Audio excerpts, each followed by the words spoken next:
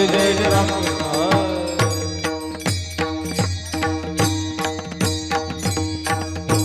रूप पाहता लोचनी रूप पाहता लोचनी रूप पाहता लोचनी रूप पाहता लोचनी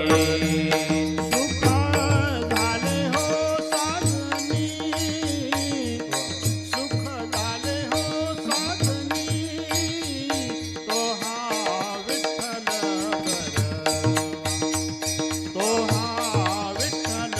बरवा सुख झाले हो साधनी सुख झाले हो साधनी तो हा विठ्ठल बरवा तो हा विठ्ठल बरवा तो हा माधव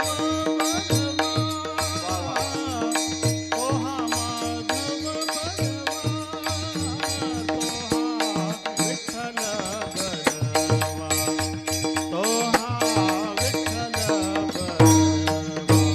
तो हा माधव बरवा तो हा माधव बरवा तो हा विठ्ठल बरवा तो हा विठ्ठल बरवा बहुत सुकृताची जोडी बहुत सुकृताची जोडी बहुत सुकृताची जोडी बहुत सुकृताची जोडी म्हणून विठ्ठली आवडी म्हणून विठ्ठली आवडी तो हा विठ्ठल बरवा तो हा विठ्ठल बरवा म्हणून विठ्ठली आवडी म्हणून विठ्ठली आवडी तो हा विठ्ठल बरवा तो हा विठ्ठल बरवा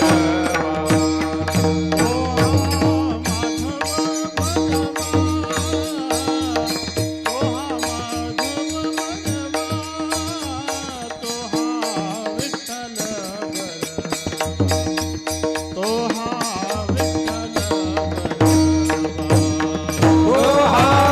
माधव बरवा तो हा माधव बरवा तो हा विठ्ठल बरवा तो हा विठ्ठल बरवा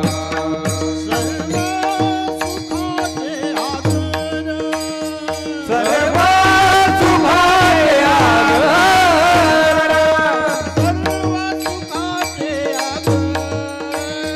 सर्व सुखाचे आधार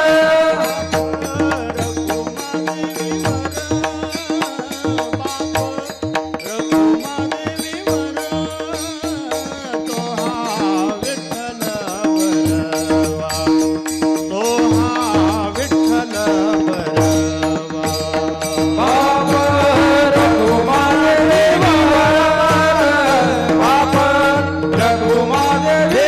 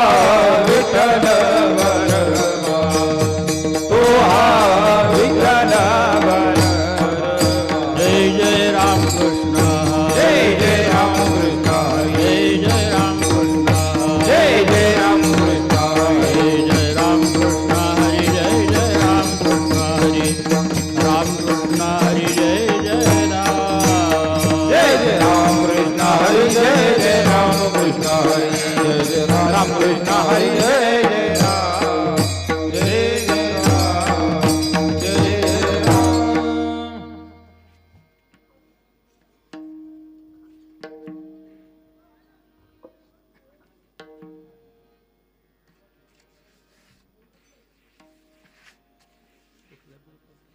हरी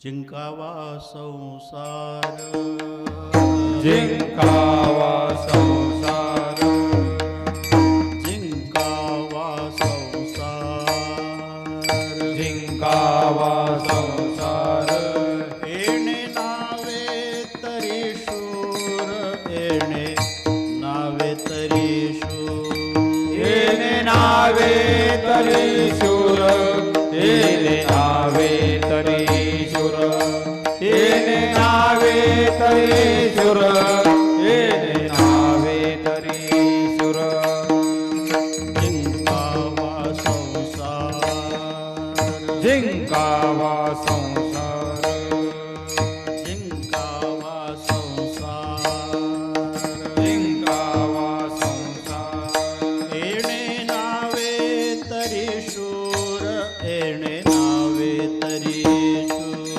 येणे नावे तरी शूर येणे नावे तरी शूर येणे नावे तरी शूर येणे नावे तरी शूर येर कायती बापुडी येर कायते बापुडे येर कायती बापुडी येर कायते बापुडे कीर अहंकाराची घोडी कीर अहंकाराची घोडी गिर अंकाराची घोडी गिर अंकाराची घोडी गिर अंकाराची घोडी गिर अंकाराची घोडी पण ऐशा नावे पण ऐशा नावे पण ऐशा नावे पण ऐशा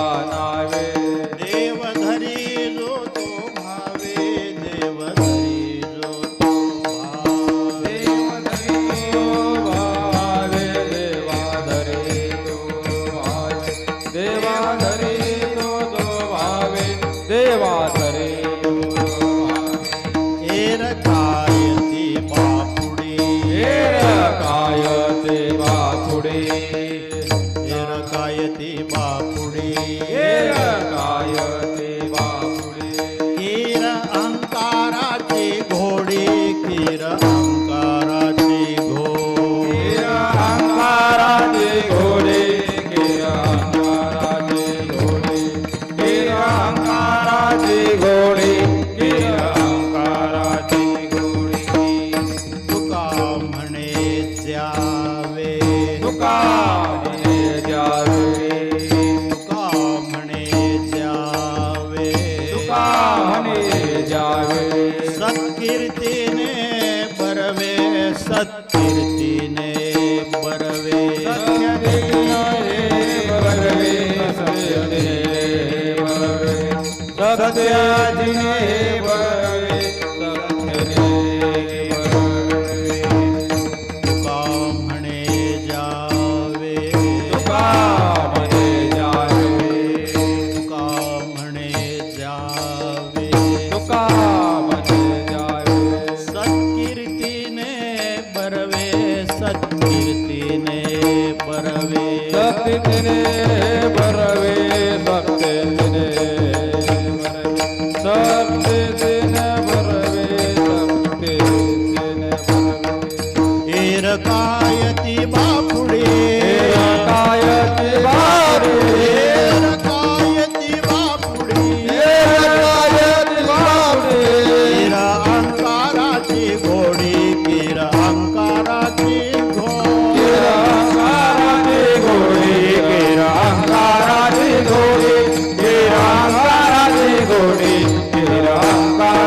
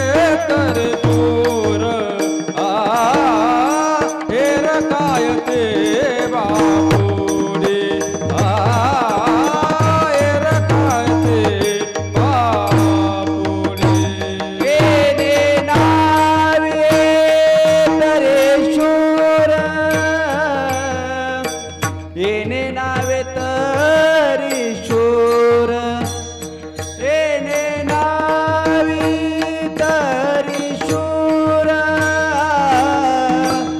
येणे नावे तरी शूर आयर काय ती बापुडे आयर काय ते बापुडे अहंकार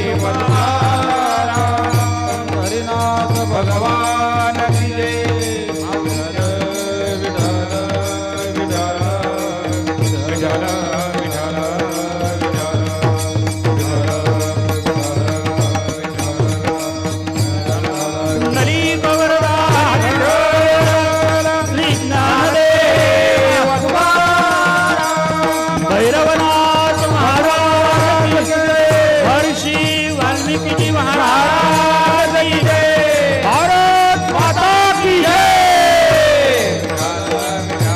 जय जवान जय किसान. विठाला विठाला विठाला विठाला विठाला विठाला.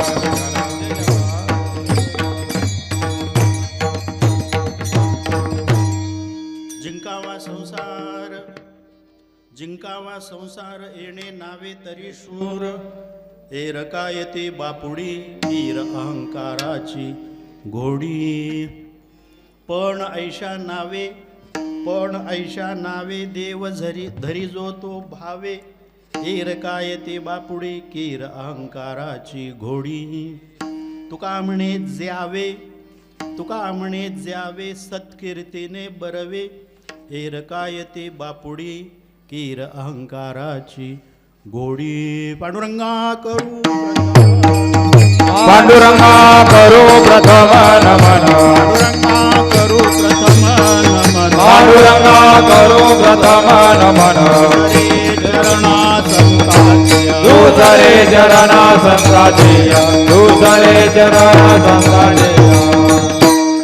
जिंकावा संसार येणे नावे तरी शूर. एरकायते बापुडी कीर अहंकाराची घोडी. प्रस्तुत प्राप्त संगीत असणारी ही कीर्तनाची सेवा वैकुंठवासी हरिभक्तीपरायण बाबूराव श्रीपती कदम यांचं असणारं पुण्यस्मरण, प्रथम वर्ष श्राद्ध किंवा ज्याला आपण पुण्यतिथी असं म्हणू शकतो.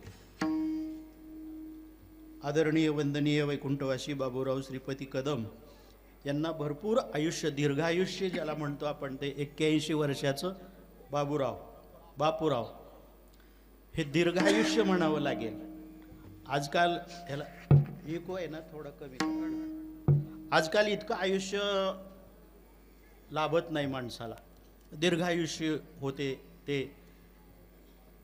पत्नी श्रीमती सुलोचना बापूराव कदम, 3 मुले, त्यापैकी मधुकर बापूराव कदम, कैलासवासी शरद बापूराव कदम यांचंही निधन झालेलं आहे. मधुकररावांच्या पत्नी श्रीमती संगीता मधुकर कदम, त्यांची मुलं अविनाश महेश, शरदरावांच्या पत्नी श्रीमती सुजाता शरद कदम, त्यांची मुलं सुहास करिश्मा, 3 नंबरचे चिरंजीव धाकटे संभाजी बापूराव कदम, पत्नी सौभाग्यवती विद्या संभाजी कदम, प्रथमेश आणि सिद्धी ही त्यांची चिरंजीव कंपनी, 2 मुली बापूरावांच्या शकुंतला बाळकृष्ण जगताप खोलवडी, शुभांगी अनंता जाधव दौंडच.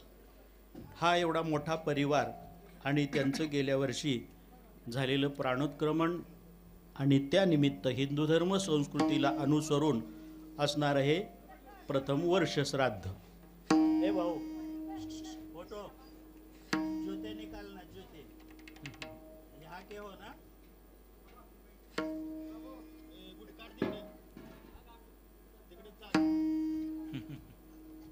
हिंदू धर्म संस्कृतीमध्ये कीर्तन परंपरा मोडते.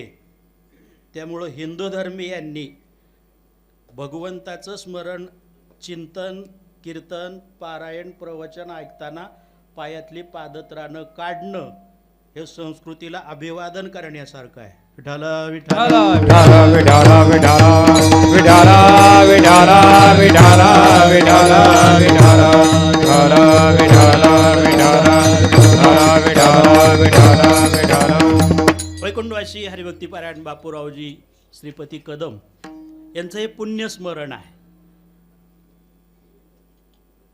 करायचं म्हणून स्मरण सगळ्यांचं करता येतं, पण पुण्यस्मरण हा शब्द माझ्या मते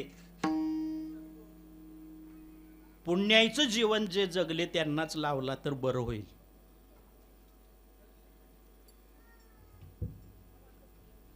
पुण्य संचयच काही केला नाही,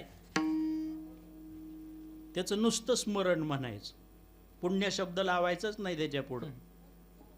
मला सांगा, बेरवारच्या उदाऱ्या पोरांवर बायकोवर टाकून झाडाला धडकून रात्रीचं जे कुत्र्यासारखं मेलं त्याचंच पुण्यस्मरण.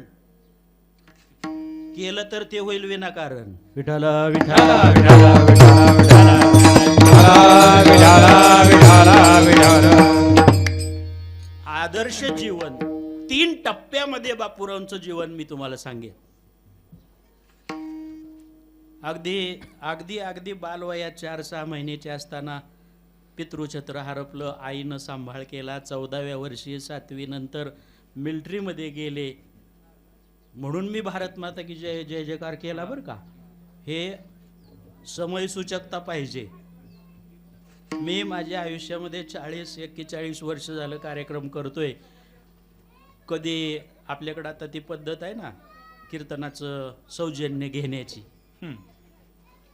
किंवा मग त्यावेळेला एखादा मिलिटरी मॅन रिटायर झालेला किंवा सेवेत असलेला फौजी येतो, आम्हाला हार वगैरे घालतो आणि पाया पडतो. मी आजपर्यंत एवढं तत्व बरं का भाऊ शेलार, मी एवढं तत्व बाळगले.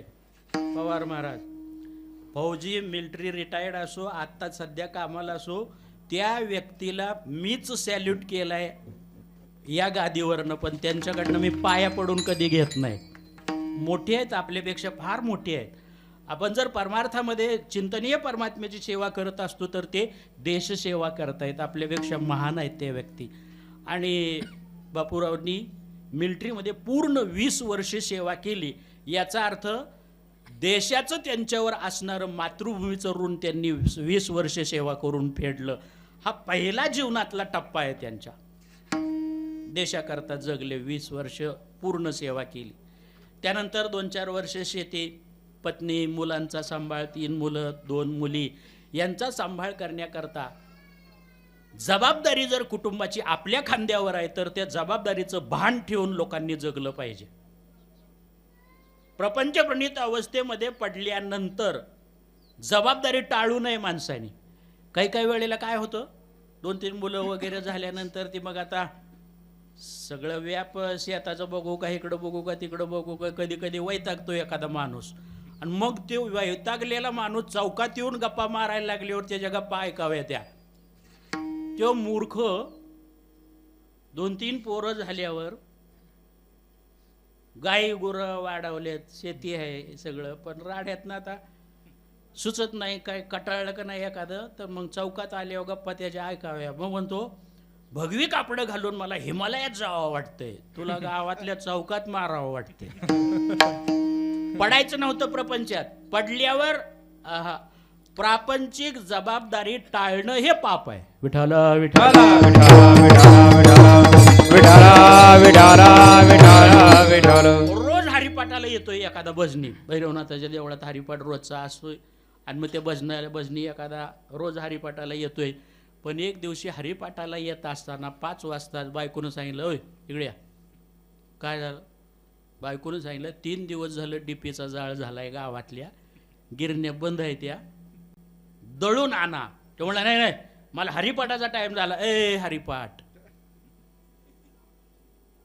आधी सुटायचं सनाट, पिठचं आणून द्यायचं तिला, हातरूनच कर रात्री त्याला हरिपाठ, गार लागतं इथं गोधडी घेऊन कर.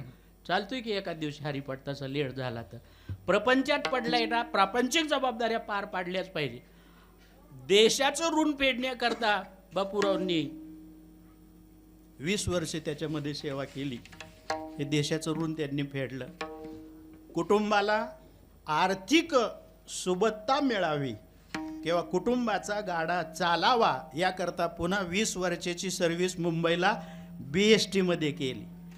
झालं. हे कुटुंबासारखं असणारं त्यांचं ऋण त्यांनी फेडलं.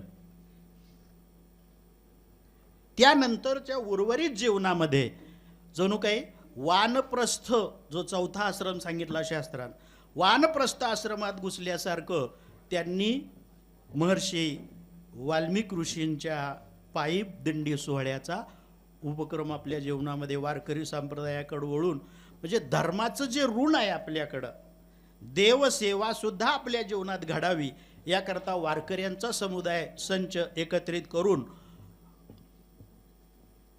महर्षी वाल्मिकजींच्या पायी दिंडी सोहळ्याचं पालखीकडं पंढरपुराच्या दिशेनं प्रस्थान करण्यामध्ये त्यांचा फार मोठा हात होता. मग पवार महाराज वगैरे अशी सगळी जोडीदार त्यांना लाभत गेली. पण आद्य बीज रोवण्याचं काम मात्र बापूराव कदमांनी केलं. मोठमोठे दृष्टांत पाठ असायचे, लिहून घ्यायचे, लिहून टिपणं काढायची सवय होती त्यांना चांगली अशी. 3 टप्प्यातलं हे जीवन आहे. अशा व्यक्तीच्या बाबतीमध्ये जगद्गुरु तुकाराम महाराज म्हणतात, जगावं तर असं जगावं, त्याची कीर्ती नंतर सुद्धा वर्णन केले पाहिजे. तुका म्हणे ज्यावे, ज्यावे म्हणजे जगावे. तुका म्हणे ज्यावे सत्कीर्तीने बरवे. विठाला विठाला विठाला विठाला विठाला विठाला विठाला विठाला विठाला.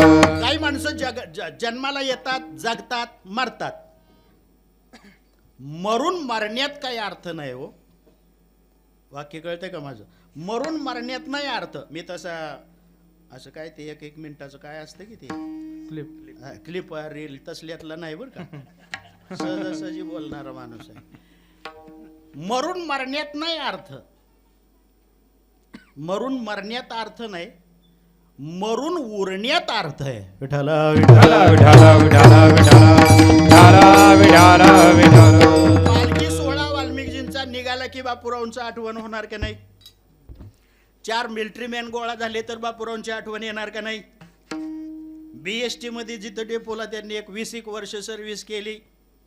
BST मध्ये कुठल्या डेपोला होते म्हणजे विचारलं मुद्दाम बरं का. BSTचं ना वाचलं मी, त्यांचं तिथं सर्व्हिस केलेली माहीत नव्हती मला. कुठल्या डेपोला होते वगैरे चौकशी केला. आणि कारण BSTचा माझा संबंध जवळजवळ 350 ते 400 जण शिष्यमंडळी बस BST मध्ये ड्रायव्हर कंडक्टर आहेत माझी. ते कोपर करण्याला, वाशीला वगैरे माझा काला जर असेल ना तर डेपोचा अख्खा पडायचा. म्हणजे ड्रायव्हर कंडक्टर सगळीच कालेला येऊन बसायची. ती अशी भेटत नसायचे त्या बदली ड्युटीला. थोडं ते BSTचं त्यांनी आणखी जीवनामध्ये केलं. तिथं गेलं तरी त्यांची आठवण हे निघणार. याला म्हणतात सत्कीर्ती. जगावं तर असं जगावं, मेल्यानंतरही आपलं नाव उरावं. विठाला विठाला याला सोप्या भाषेमध्ये मरावे परी कीर्ती उरावे अशा प्रकारचं आपण संबोधन देतो. असो, प्राणोत्क्रमण आहे. हिंदू धर्म संस्कृतीच्या नियमाला अनुसरून प्राणोत्क्रमणानंतर मासिक सुरू होतात. मासिक म्हणजे महिन्याचं जेवण, महिना घालणं आपण त्याला म्हणतो. मनुष्य वारल्यानंतर त्याच्या प्रेतावर दहन संस्कार करतात. तो आत्मा काही त्या घराला सोडत नाही. 3 दिवस सावडण्याचा विधी होईपर्यंत आत्मा त्या घरातच असतो. त्याला उमरा ओलांडायची परवानगी नाही. 3ऱ्या दिवशी उमऱ्यात ओलांडून तो बाहेर येतो, घराच्या छतावर बसतो. झाड असेल दारात एखादं तर त्या झाडावर बसतो, निरीक्षण करत राहतो. 7 दिवसापर्यंत पुढचे तो पंचकृषी विहार करून येतो. मुली वगैरे कुठं जवळ दिले असतील, शेती या गावाला त्या गावाला थोडी थोडी असेल, तिथपर्यंत आत्मा फिरायला जातो. 7 दिवसानं परत इथं हजर राहतो. सावडल्यानंतरचे 7 दिवस म्हणजे सावडायचे पर्यंतचे 3 आणि हे पुढचे 7 झाले 10. दशक्रिया होते. दशक्रिया झाल्यानंतर पुनश्च तो काकस्पर्श वगैरे सगळं आहे. काकस्पर्श नाही झाला तर दर्भाचा कावळा केला जातो. शेवट गाईला आडून त्या नैवेद्याला स्पर्श केला जातो. असो, ते झाल्यानंतर पुन्हा तो घराच्या छतावर झाडावर येऊन तो आत्मा विराजमान होतो. उदक शांती विधी जो 13व्याचा असतो करत जा बरं का. उदक शांती ते पै पावण्याचं सुतक 3ऱ्या दिवशी फिटलं म्हणतात. 10व्यानंतर भावकी मोकळी झाली. त्या घराचं सुतक पिटण्यासाठी उदक शांतीचा उपक्रम केला पाहिजे. ते उदक म्हणजे पाणी ते सगळीकडे शिंपडावं. त्यानंतर सुरू होतात ती मासिक. पण त्या उदक शांतीनंतर तो आत्मा निर्वात पोकळीमध्ये परिभ्रमण करायला सुरुवात करतो आणि त्याच्या मासिक जेवणाचा इथं कार्यक्रम सुरू होतो. त्यावेळेला तो आत्मा फिरत असतो. मासिक जेवणाच्या वेळेला थोडी सुट्टी त्याला भेटते. पुनश्च पुन्हा त्याला जावं लागतं. 11 मासिक होईपर्यंत त्याला केलेल्या कर्माचा लोखाजोखा द्यावा लागतो. आसिपत्र वनातून त्याचा प्रवास सुरू झालेला असतो. आसिपत्र वनाबद्दल जगद्गुरू तुकाराम महाराजांचे सुद्धा अभंग आहेत. तर आसिपत्र वनाची जास्त माहिती पाहिजे असेल तर गरुड पुराण वाचा एकदा. मृतक शास्त्राची सगळी माहिती असणारं पुराण 18 पुराणापैकी गरुड पुराण आहे. आसिपत्र वनामध्ये प्रवास सुरू असतो त्या आत्म्याचा. हे 11 महिने होईपर्यंत त्या वनातून चालत असताना काटेरी झुडपं असतात. कापड जर काट्याला अडकलं तर ते तिथं फाटतं.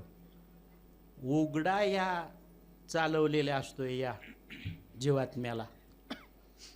अंगाची कातडी सोलून निघते.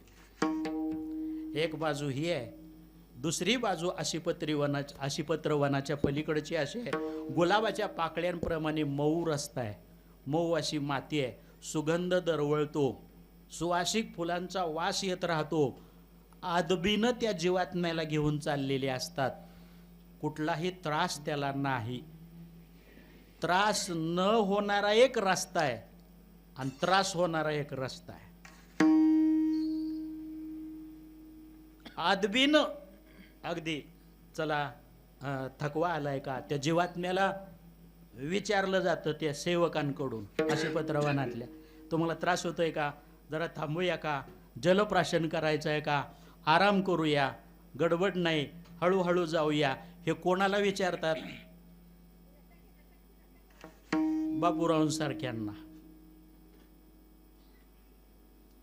देशाची सेवा केली, कुटुंबाची उन्नती केली आणि धर्मकार्यामध्ये पंढरीच्या दिशेनं पावलं पडली, ज्ञानेश्वरी वाचली, गाथा वाचला. हे भांडवल ज्याच्याकडे आहे ना पुण्यसंचयाचं, त्याला ते सेवक म्हणतात. कंटाळा आलाय का, थांबूया का जरा, आपल्याला काही गडबड नाही. गुलाबाच्या पाकळ्यांवरनं चालल्यासारखं मऊ मऊ मऊ चालावं लागतं त्याला. कधी त्याला असं वाटलं आपल्याला काही जलप्राशन करा, सुगंधित असं पाणी, जल म्हणजे पाणी, ते त्याला प्राशन करायला, वा, इतका आरामात त्याचा प्रवास सुरू असतो. जो 11 महिन्यात हरिभक्त पारायण बापूराव महाराजांचा झाला. आताही त्यांचा प्रवास त्या वनामधून सुरू आहे. वन जिथं संपतं तिथं अचिंत्य परमात्मा आहे. आता हा झाला चांगल्या पुण्यात्म्यांचा आशिपत्र वनाच्या पलीकडच्या रस्त्याचा प्रवास. पण आशिपत्र वनाचा अलीकडचा पापाचरण करणाऱ्या अधर्मी दुर्जन लोकांच्या रस्त्याला इतकी काटेरी झुडपं आहेत की रस्त्यानं चालताना कापड काट्यात अडकल्यानंतर जसं फाटतं तसं कातडं अंगाचं फाटतं. पण ते बघत राहिला, ओरडत राहिला तरी चाबकाचे फटके मागणं मारले जातात आणि चल पुढं म्हणून सांगतात.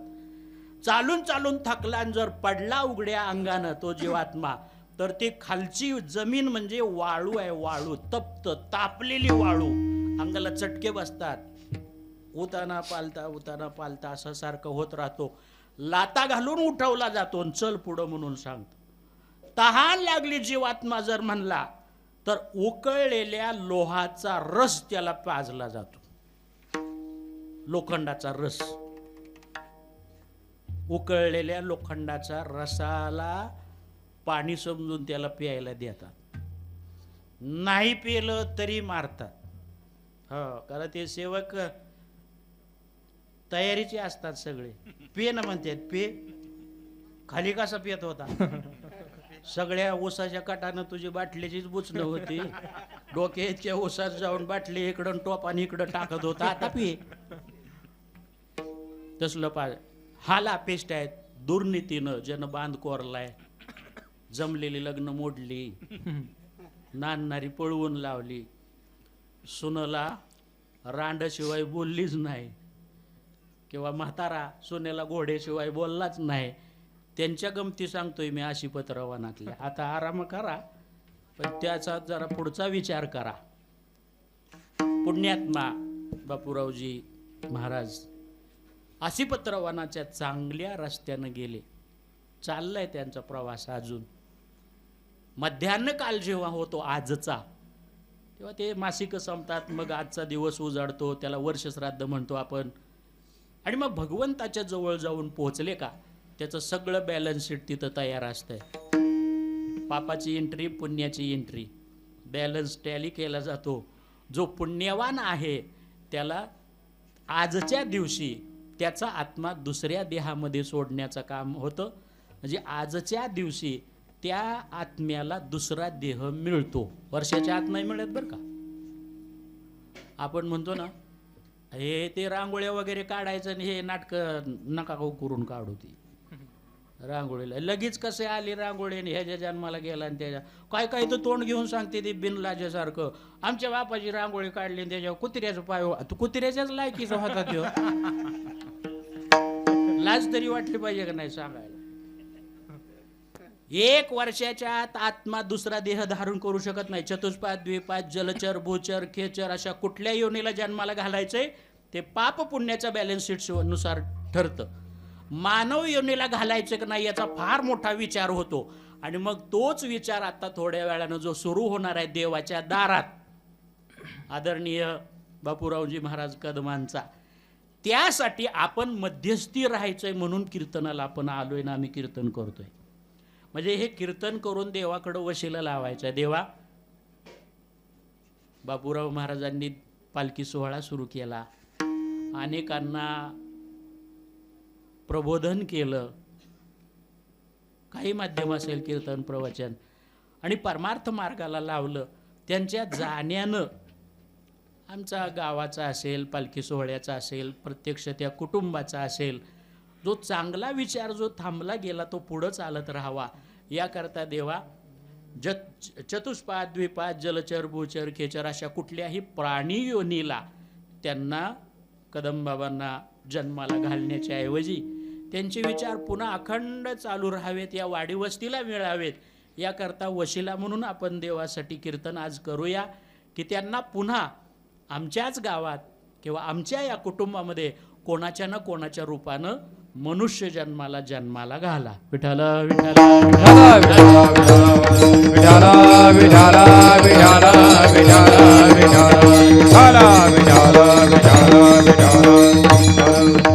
प्रपंच प्रणित अवस्थेमध्ये जीवन जगत असताना आदर्शमयी जीवन कदमबाबा जगले आणि देह ठेवून आत्मा मात्र त्यांचा ब्रह्मांडामध्ये विलीन झाला, जो मुक्त होणार आहे आणि दुसऱ्या योनीमध्ये त्यांचा आत्मा प्रवेश आज करणार आहे. सत्ता, संपत्ती,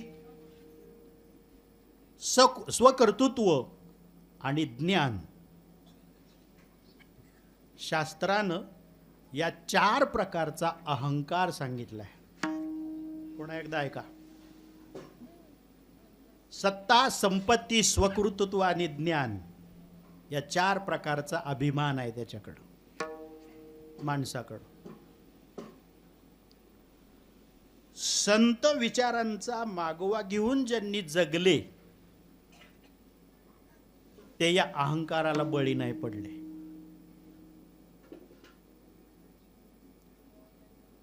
लढवय्या शूर असतो, नो प्रॉब्लेम अबाउट दॅट, मान्य आहे. पण लढवय्याच्या ठिकाणी त्याला समोरचा शत्रू दिसतो. अदृश्य शत्रूबद्दल काय करावं. म्हणून शूरत्वाची व्याख्या करत असताना या 4ही प्रकारचा प्रापंचिक जीवन जगत असताना, ह्या लोकांमध्ये व्यवहार करत असताना ज्यानं या अदृश्य शत्रूंबरोबर लढला त्याची शूरत्वात गणना जगद्गुरु तुकाराम महाराज करतात अभंगाच्या पहिल्या चरणात. जिंकावा संसार, जिंकावा संसार, जिंकावा संसार, जिंकावा संसार, जिंकावा संसार, जिंकावा संसार,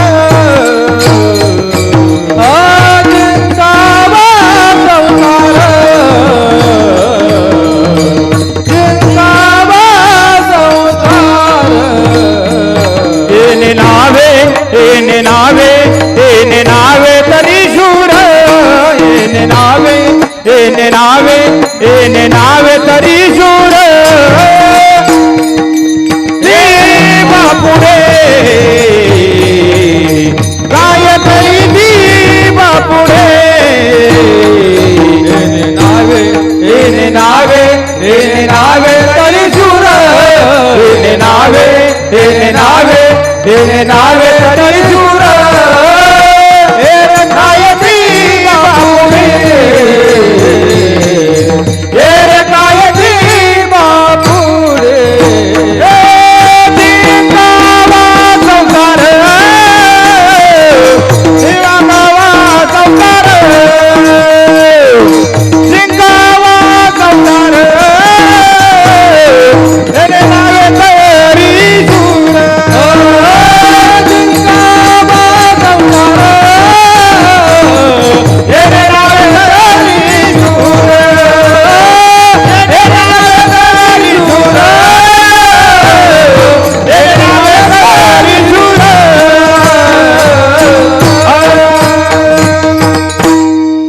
शूरत्वाची व्याख्या जगद्गुरु तुकाराम महाराजांची अशी आहे, संसाराला जो जिंकतो तो शूर. ही लढाई करून दाखवा, तुकाराम महाराज चॅलेंज देतात. आम्ही तुम्हाला शूर म्हणायला तयार आहे. संसाराबरोबर लढा. आता कोणत्या संसाराबरोबर लढायचं? प्रपंच हा जर अगोदर अर्थ घ्या लक्षात. संसार शब्दाचे पहिला अर्थ संसार शब्दाचा आहे प्रपंच. गाडग्या मडक्याचा, बायका बोराचा, बैलाचा, गोराढोराचा सगळा त्याला प्रपंच म्हणतो, त्याला संसारच म्हटलेला आहे. दुसरा संसार शब्दाचा अर्थ शास्त्रामध्ये असा आहे, संपूर्ण दिसणारे हे जे जगत आहे या जगालाही शास्त्र म्हणतं संसार. तिसरा संसार शब्दाचा अर्थ असा आहे, जन्म मरणाची परंपरा. जन्माला यायचं, मरायचं, पुन्हा जन्माला यायचं, पुन्हा मरायचं. कारण आहे पुन्हा जन्माला येण्याचं बी. अगा कर्मी जैवरावे तैती सुख दुःखी फळावे, तया ते भोगा वया यावे देहा एका. जन्मायचं, मरायचं, जन्म मृत्यूची परंपरा, यालाही शास्त्र म्हणतं संसार. आणि शेवटचा अर्थ चौथा संसार शब्दाचा, 3 सांगितले मी. एक गाडग्या मडक्याचा प्रपंच म्हणजे संसार, दिसणारं जगत म्हणजे संसार, जन्म मरणाची परंपरा म्हणजे संसार. आणि चौथा जो अर्थ आहे, हा चौथा जो अर्थ आहे त्या संसार शब्दाचा अर्थ आहे अहंकार. करा लढाई याच्याबरोबर. प्रपंचाबरोबर काय लढायची गरज नाही, होत राहता येते. आणि प्रपंचाबरोबर लढाई करायची म्हणलं तर मग एखादा म्हणाला आता बैल मारून टाकू का, गयात हे गया हेरीत ढकलू का, बायकोला फास देऊ का, पोरं नरड दाबून मारू का, करूच नका. काय लढायचं नाही त्याला. तुमची जिरली अक्षदा पडलेल्या दिवसापासून जिरली, काय ताकद उरली लढायला. अहंकार नावाच्या संसार शब्दाच्या, अहंकार नावाच्या संसाराबरोबर जगद्गुरु तुकाराम महाराज म्हणतात लढा. त्याला जिंका. भल्या भल्यांची वाट लागली त्याची. दुर्योधन होतं ना, दुर्योधन ताकदीचा लय गर्व गड्याला. असं करीन तसं करीन, तसं करीन कसं करीन. ते असं करीन तसं करीन म्हणण्यामुळंच भीमाची गदाजी पडली शेवटी. प्राणही जाईना, तडफड उरली होती. तोंड मातीत असं खुपसलं होतं. पालता पडला होता दुर्योधन, सगळे मेले. कौरव सगळे मेले, दुर्योधन एकटा उरलेला. पालता मातीत पडला होता. तोंड पालत त्या मातीत खुपसल्यामुळं तोंडात माती गेली होती. साप गारुड्याचा खेळ बघायला जसं गोल वेडा माणसं घालून बघतात ना, माना उंच उंच करून करून त्या सापवालेल्या खेळाला, तशी दुर्योधनाच्या गर्दीकडेनं जमलेली होती. 10-20 मिनिटं गेली का नाही, जीव जात नव्हता त्याच. 10-20 मिनिटं गेली. असं ते माती तोंडात गेलेलं तोंड असं वर करायचं, थू थू थू थू थू थू करायचं. ते मला भाऊ डोळ्यापुढे येतं बरं का. हे तोंडात गेलेली माती कसं असं करतं. कधी कधी दिवस मावळायच्या वेळेला एखादं असलं भेटतं.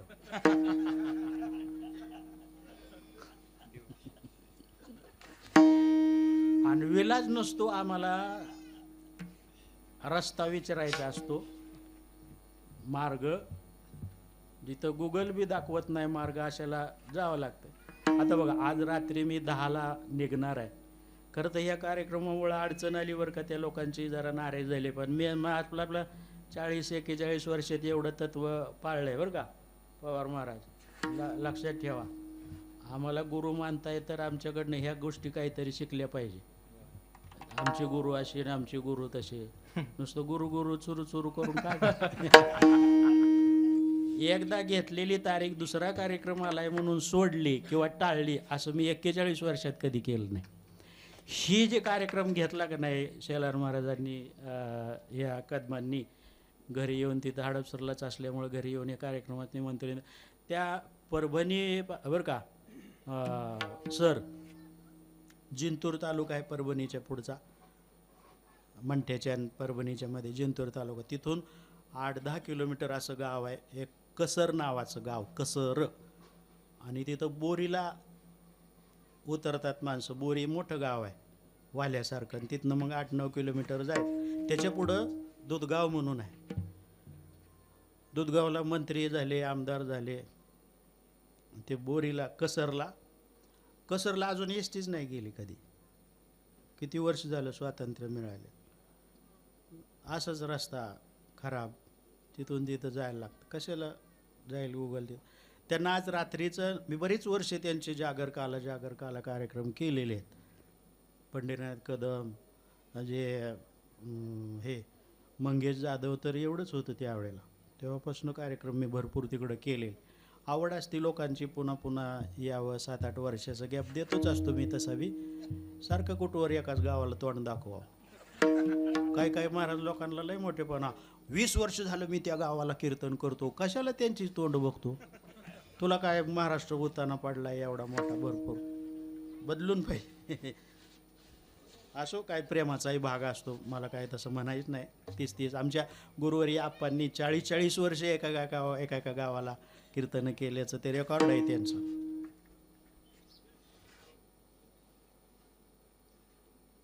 त्यांना आज रात्रीचं कीर्तन पाहिजे होतं आणि उद्या काला पण आहे.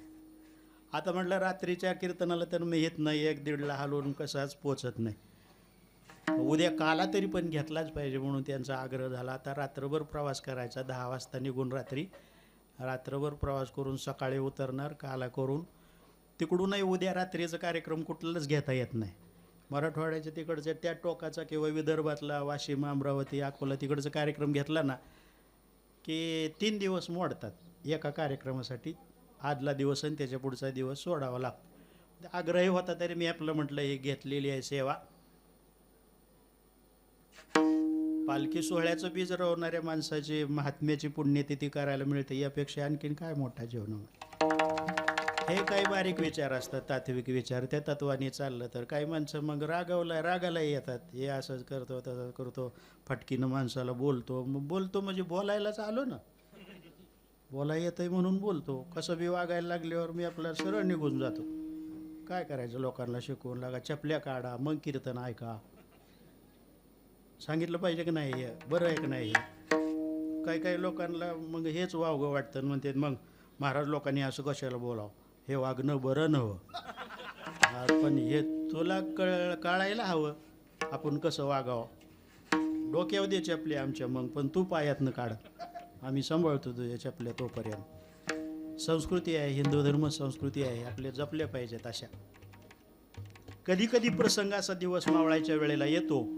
मग आमच्या पाटलांची माझी लय मजा. पाटलांना म्हणलं की नाही, आता गड्या मला काय लक्षात येत नाही बरं का रस्ता. ते लोकांनी सांगितलं होतं इतक्या किलोमीटरवरनं फाटा बुटल, थांबा जरा कोणाला तरी विचारले. म्हणलं पाटील असं चॅप्टर आहे. पाटील कोण आहे ते आमच्या गँगला माहीत आहे. तर पाटील माझ्या बाजूला माणूस, मी मागं बसलेलो असतो, पुढं कधी बसत नाही गाडीत, मागच्या सीटवर आपल्या साईडला बसतो. पाटील माझ्या बाजूला माणूस बघल दिसल तवाच थांबवणार गाडी. म्हणजे मेच विचार आहेत त्या माणसाला. पाटील त्रास घेत नाही त्याच्या बाजूला माणूस दिसून त्याला रस्ता विचारायचा. कारण 1-2 वेळा असंच झटकं बसलं. तो विचारायचा, तुम्ही मलाच काय विचारलं. ज्याला विचारलं, आता माहीत नव्हतं म्हणून विचारलं. कुठं म्हणले आम्ही कीर्तनाला जायचं आहे म्हणून विचारतो तुम्हाला. तुम्ही का कीर्तन आला? कुठनं आला?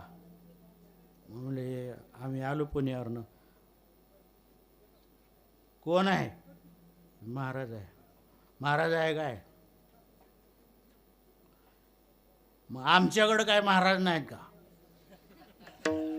एवढ्या लांबना तार पडायची काय गरज होती? तेव्हापासून पाटलांनी बंद केलं हीच राहायचं. मला तोंड कशी देते तर असं कधी. तर ते दुर्योधनाच्या तोंडामध्ये माती गेली होती. अर्धा पाऊण तास झाला का सगळी गलित गात्रता त्याला आले. अर्धा पाऊण तास झाला की ते मातीत पडलेलं तोंड असं थोडंसं उचलायचं. पालताच पडला होता. थोडंसं असा तोंड वर करायचा, थो थो थो थो थो करायचा तोंडातली माती. पण पुन्हा अवसान जायचं आणि पुन्हा पटकीनं असं पडायचं तोंड खाली, पुन्हा तोंडात जायची माती. लोक इकडून तिकडून बघायची सगळी गर्दी. त्या दुर्योधनाची तडफड कशी चालली. पुन्हा पुन्हा तोंड खाली पडायचं, पुन्हा तोंडात जायची माती. आता मी माती माती सांगू तरी किती, बोलू तरी किती वेळा ती माती माती. तुम्हाला एवढं लक्षात येत आहे का? दुर्योधनाच्या तोंडात गेली होती माती. दुर्योधनाच्या तोंडात गेली ती माती. याचं काय कारण असेल? त्यानं केलंच होतं आती. आती करणाऱ्याच्या तोंडात माती. भैरवनाथाच्या साक्षीनं लक्षात ठेवा, आती करू नका. आती केल्यावर तोंडात माती. हे सूर्यप्रकाश इतकं सत्य आहे. तो दुर्योधन असा अहंकारी, माझ्याकडे सत्ता आहे, माझ्या मनगटात जोर आहे, म्हणजे स्वकर्तृत्व आहे आणि मला जास्त कळतं, हा ज्ञान असल्यासारखा अहंकार त्याच्याकडे होता.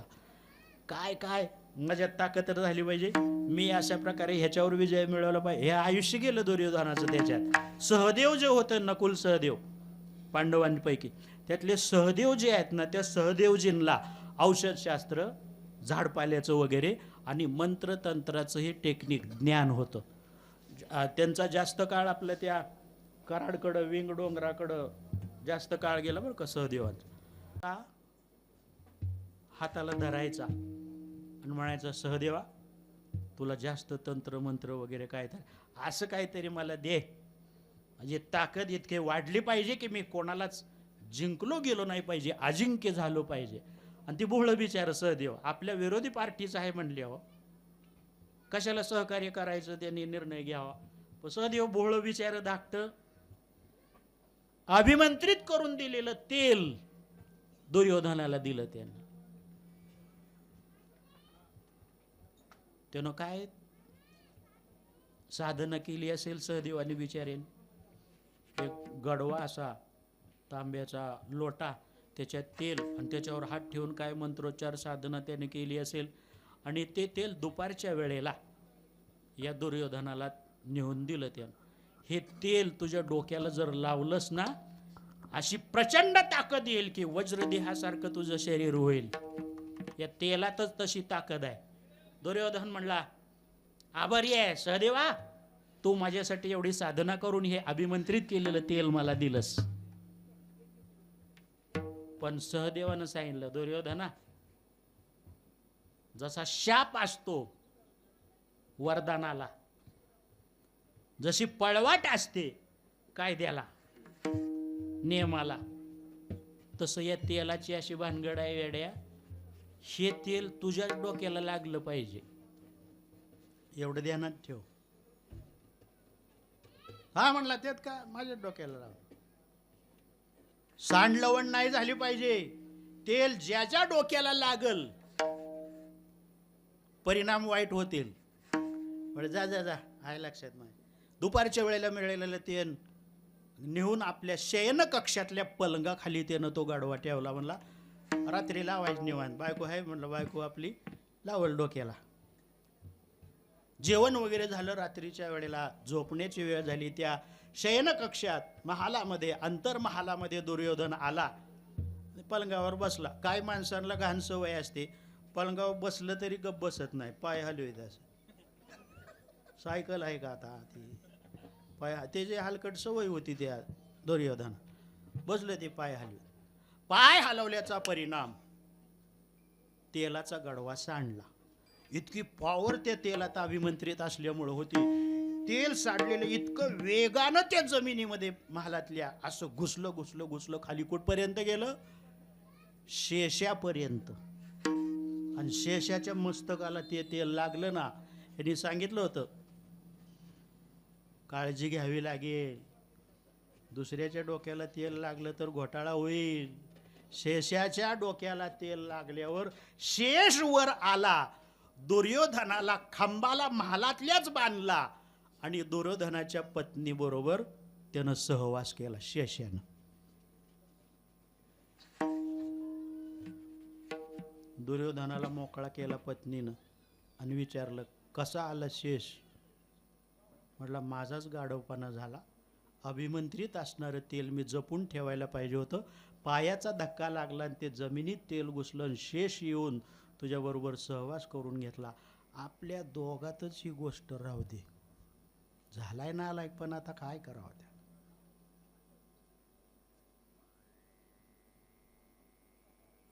दोघात राहतंय, तिसरं कोणाला कळल, तिसरं कुणाला तरी कळतं, हेच लोकांना कळत नाही. तिसरं कुणाला तरी कळतं,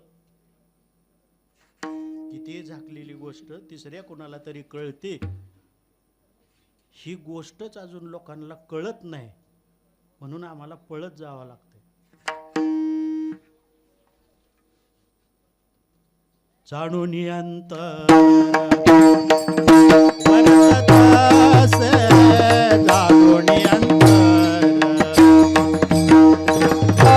से जाणून अंतर वर्ततासे जाणून अंतर. देव जाणता देव जाणता, जाणून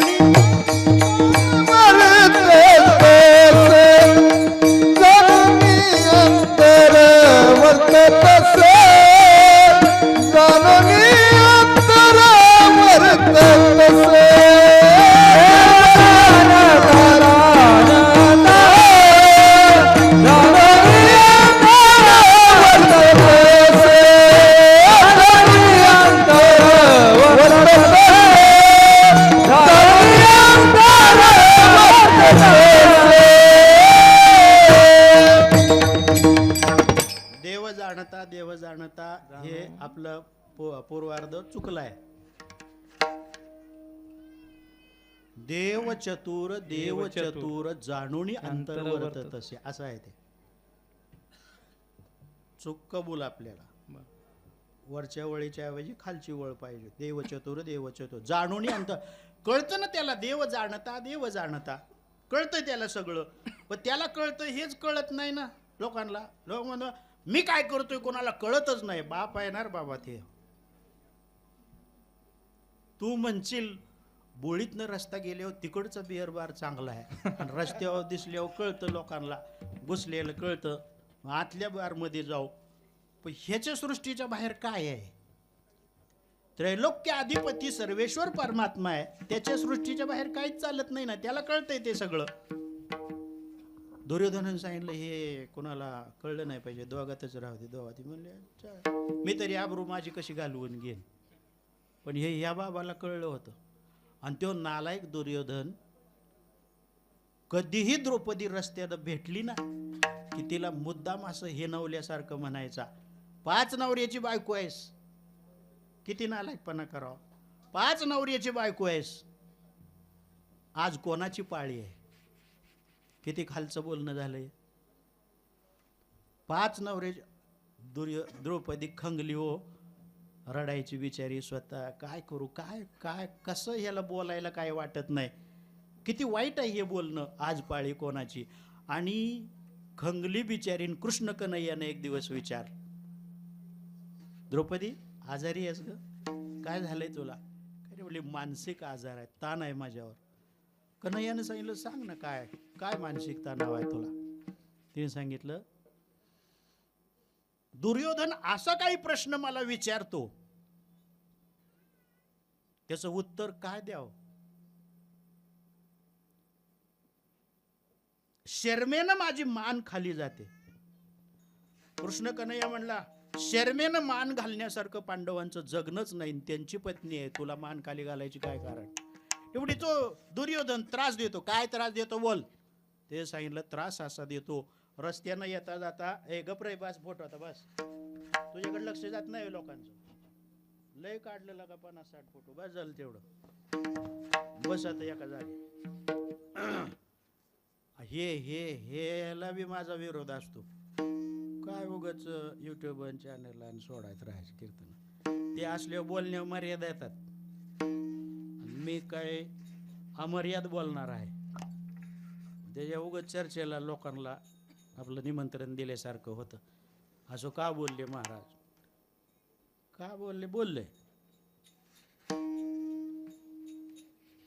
कृष्ण कन्हैयाने सांगितलं, द्रौपदी पांडवच पुण्यशील आहेत आणि त्यांची पण तुला का खाली मान घालावी लागते? म्हणले खाली मान घालावे लागल असंच बोलतोय तो दुर्योधन.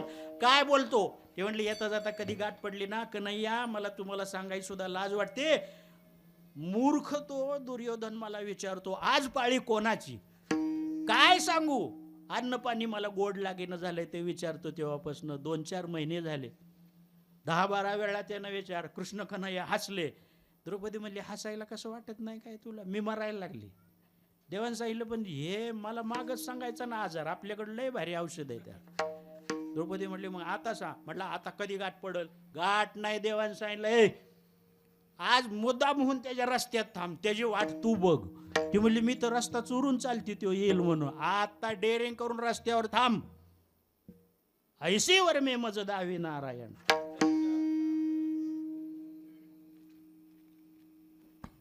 दुर्योधनाची वाट तू बघत बस. दुर्योधन आला ना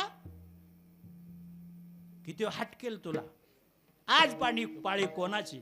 देवा, अरे डोळ्यात पाणी येतं माझ्या त्याचा ते प्रश्न ऐकल्या. पाणी नाही, तुझ्या डोळ्यात नाही आलं पाहिजे पाणी, त्याची झाली पाहिजे तानातानी. तुला अशी करतो शहाणी, डोंट वरी. देवानं सांगितलं, मी सांगतो तेवढा शब्दाचा उच्चार करायचा. तो म्हणला ना आज पाळी कोणाची, त्याला फक्त म्हणायचं शेषेची. मग काय तुला करायचं काय? रोग बरा झाल्याचे कारण, कोणता झाडाचा पाला होता आणि किती दिवस सुकावला होता, घेणं काय आहे का तुला? दुपारच्या वेळेला मुद्दाम द्रौपदी रस्त्यात थांबली. दुर्योधन तिकडून आला.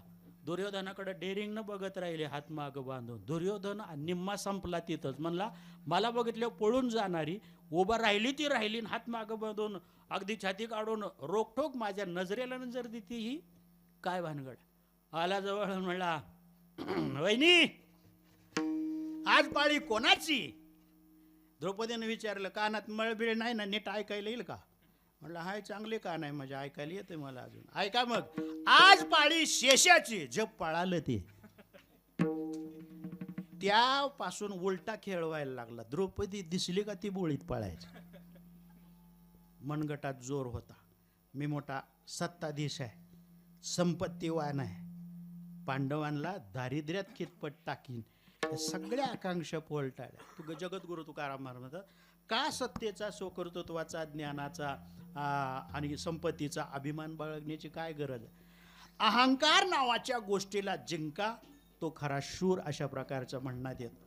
मग नाहीच लढत, नाहीच त्याला जिंकत, त्यांच्याबद्दल काय महाराज तुमचं म्हणणं आहे?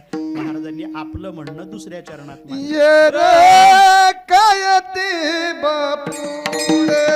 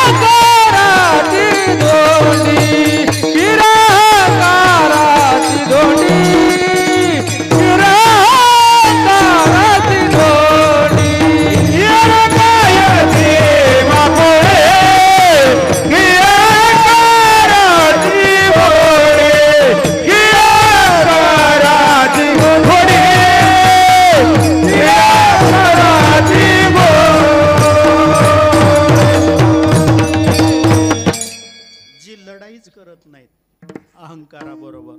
त्यांच्याबद्दल काय बोलू? तुकाराम महाराजांनी शब्द एक उद्गृत केला अशा प्रकारचा, अहंकार ज्याच्यावर स्वार झालाय अशी ती घोडी आहेत. घोडी, गोडी शब्द नाही बरं का, ग घराचा असा शब्द आहे घोडी. घोड.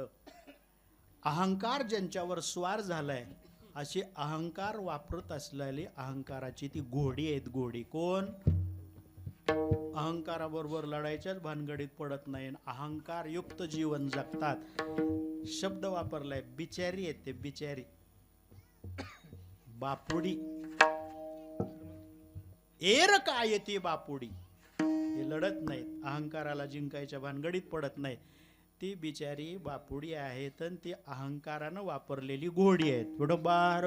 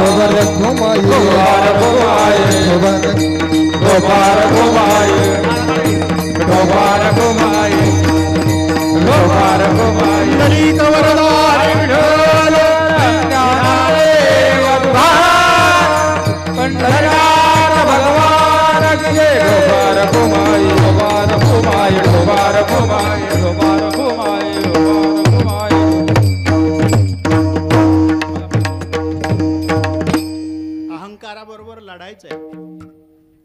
लढाई म्हटलं की शस्त्र आलं.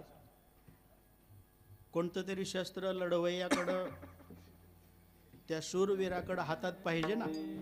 तुकाराम महाराजांना लोकांनी विचारलं काय शस्त्र असेल अहंकाराबरोबर लढायला. जगद्गुरु तुकाराम महाराज म्हणतात त्याचं शस्त्र तुम्हाला सांगतो. पण ऐशा नावे, पण ऐशा नावे, पण ऐशा नावे, पण ऐशा नावे, पण ऐशा नावे, पण ऐशा नावे, पण ऐशा नावे, पण ऐशा नावे.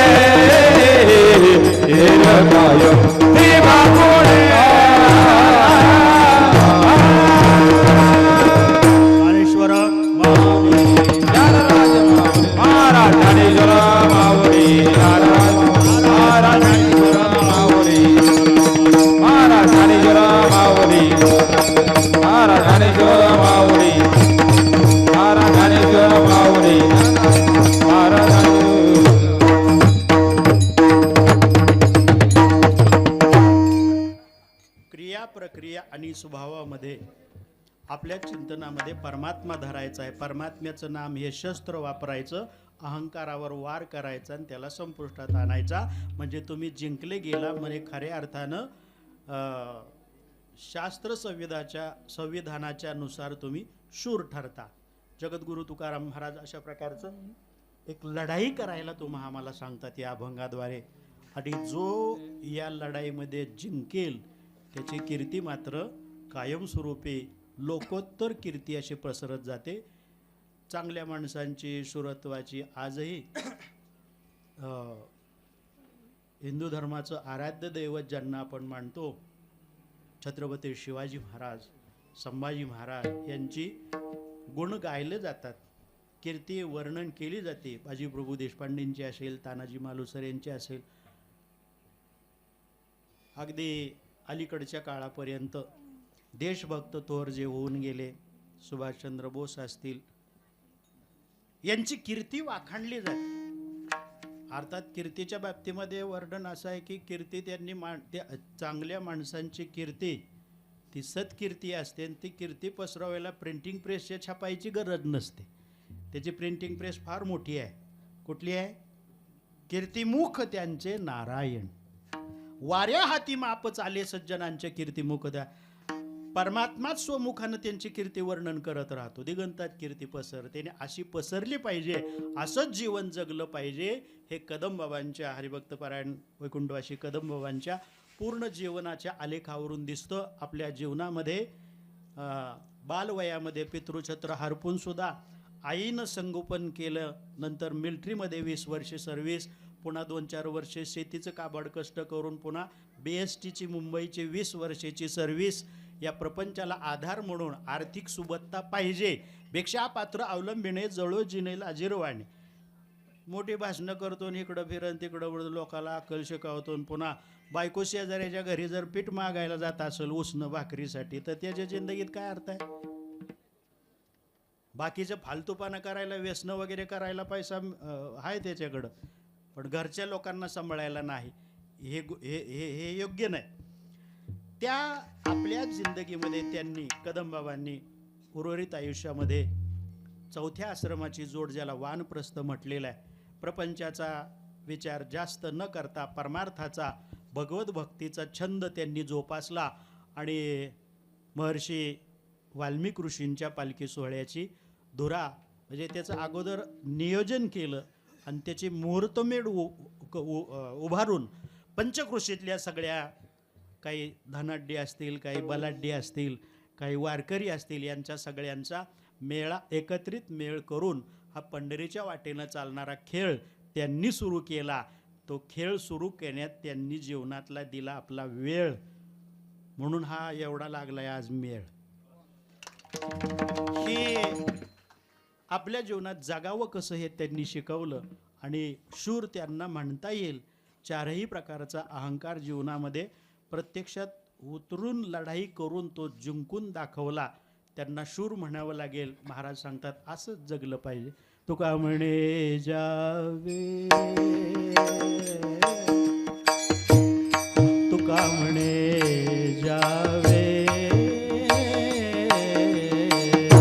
तुका म्हणे जावे, तुका म्हणे जावे, तुका म्हणे जावे, तुका म्हणे जावे, तुका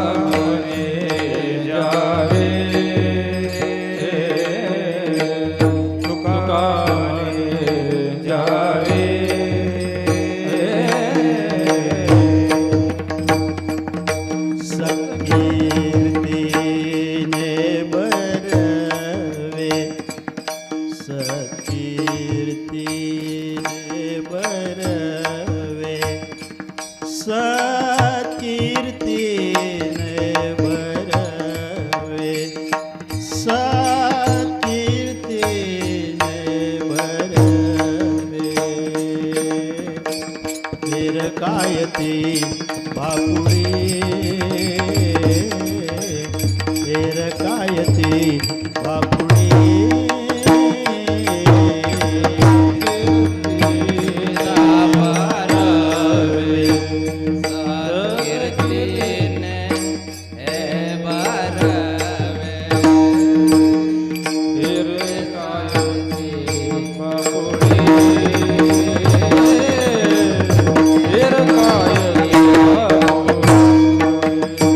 कीर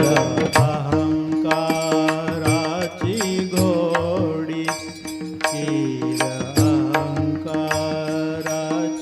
घोडी कीर अहंकाराची घोडी कीर अहंकाराची घोडी एरकायते बापुडे एरकायते बापुडे अंकाराची घोडी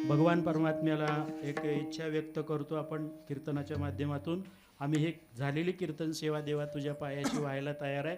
आत्ता हा नैवेद्य पाण्यामध्ये जेव्हा पिंडाचा नैवेद्य म्हणतो श्राद्धाचा, तो पडल्यानंतर त्या आत्म्याला मुक्ती मिळते, दुसऱ्या देहामध्ये प्रवेश करायची परवानगी मिळते.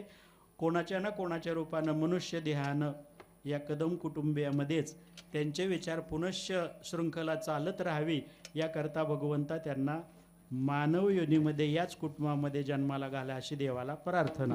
विठ्ठल जय जय विठ्ठल जय जय विठ्ठल जय विठ्ठल जय जय जय विठ्ठल जय जय. आ बोली रे बोले वेडे बोले बोलत करा क्षमा अपराध महाराज. आ नाही उच्चारी राधे गाण्या करा क्षमा अपराध महाराज. तुका म्हणे ज्ञानेश्वराला कामाया पैकी करा क्षमा अपराध महाराज. ज्ञानदेव